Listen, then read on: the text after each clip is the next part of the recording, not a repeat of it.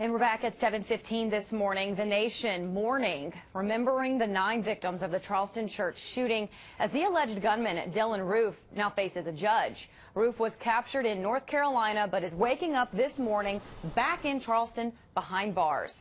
In the meantime, vigils are being held to pray for the victims' families and for peace.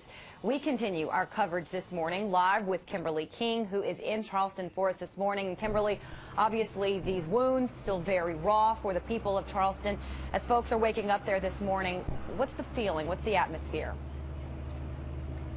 Well, if you've ever been to Charleston, you might know just how beautiful this city is, juxtaposed now with this horrendous crime that happened at the foot of this beautiful church that is steeped in history for African Americans, also for black freedom here. The church was known as a safe haven during the Underground Railroad era, and as we see this morning back behind us, the flowers are just continuing to build out in front of this church, and the victims are at the forefront this morning, even though Dylan Roof will be arraigned by video conference this afternoon, and under South Carolina law, we understand he will not have any kind of bond set. He currently faces 1 murder charges, but of course more are expected to come.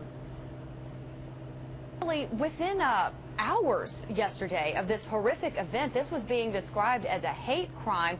I know that is a federal charge, and that would involve getting, the Department of Justice involved. But do we know anything about the status of classifying this as a hate crime? Well, I think that there's no doubt that it has been classified as that. In fact, the police chief here said that outright early on in the investigation yesterday, even though that they were trying to run him down.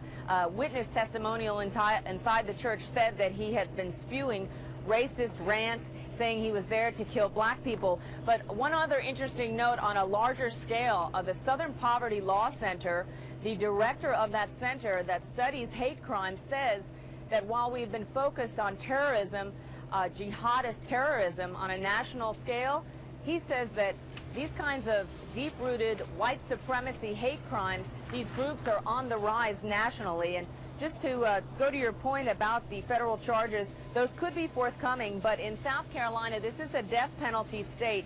They've executed 43 people since 1976. It ranks as 9th in the nation as having one of the highest numbers of people put to death. So we will see in the days to come if this does become a death penalty case.